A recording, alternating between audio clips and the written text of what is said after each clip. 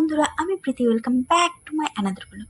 আশা করি তোমরা টাইটেল আর থাম্বনেল দেখে বুঝেই গেছো যে আজকের ভিডিওটা কি নিয়ে। হ্যাঁ, তোমরা ঠিকই ধরেছো, আজকের ভিডিওটা হচ্ছে উল্টো রথযাত্রা নিয়ে। তো আমি প্রথম রথে থাকতে পারলাম না, সো ঠিকই করেছিলাম যে উল্টো রথটা একদম মিস করা যাবে না। সো যেমন কথা তেমন কাজ, ইউজুয়াল প্রত্যেক দিনের মতো আমি আজকেও লেট।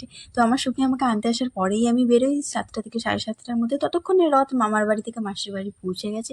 তারপরে আমরা সেখানেই একদম সেখানে গিয়েই সবার আগে প্রণাম করে নিলাম আমার যোগ্য দাদা, সুভদ্রা দিদি এবং বলরাম দাদাকে প্রণাম করে নিয়ে পুজো হচ্ছিল ওইখানে। রথের মেলায় গিয়ে সেখানে কার কার সাথে দেখা, আমার বোনও ছিল, আন্টি ছিল এবং আরেকটা পুচকি বোনও ছিল। তো সবার সাথে দেখা করলাম, সবাইকে বললাম আমার ভিডিওতে হাই হ্যালো করে দেওয়ার জন্য। পুজো শেষ হলে রথ তার নিজের বাড়ির দিকে রওনা দিলে আমরাও তার সাথে সাথে চললাম রথকে তার নিজের বাড়িতে পৌঁছে দিই। আমি অনেকক্ষণ থেকেই চেষ্টা করছিলাম রথের দড়ি টানার, পেছনে ছিলাম বলে হয়ে উঠছিল না। ফাইনালি দড়িটা টানলাম, কিন্তু ক্যামেরাটা ঠিকঠাক ধরা হয়নি, আন্টির হাতে দিয়েছিলাম। তো তারও কিছু করার ছিল না, লাইট কম ছিল, তো তাই ক্লিয়ার আসেনি পিকটা। তবে মনটা অনেকটা শান্তি হলো রথের দড়িটা টানতে পেরে। জিনিস খেয়াল করবে তোমরা, বড় হওয়ার সাথে সাথে আমাদের ছোটবেলাটা কোথায় যেন হারিয়ে যায়। তবে কি বলতো, কিছু কিছু স্মৃতি তো থেকেই যায় অনেক কিছুর মাধ্যমে। সে ঠিক যেমন ওইখানে সবাই ডান্স করছিল, সো আমিও যখন ছোট ছিলাম আমি আমার বন্ধু বান্ধবীদের সাথে ওইখানে ডান্স করতাম।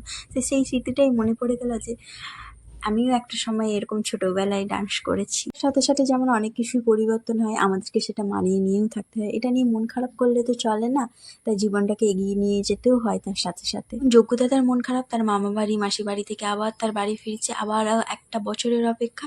ঠিক তেমনই আমাদেরও মন খারাপ, কারণ আমাদের সেই একটা বছরের অপেক্ষা আবার কবে রথ টানবো। আমি তো আমার রথযাত্রা কেমন কাটালাম সেটা তো একটা ছোট্ট ভিডিওর মাধ্যমে তোমাদেরকে শেয়ার করেছি।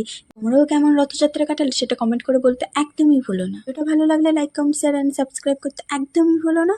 আর সাথে থেকো, সঙ্গে থেকো। আসছি আবার পরবর্তী একটা নতুন ভিডিওর সাথে।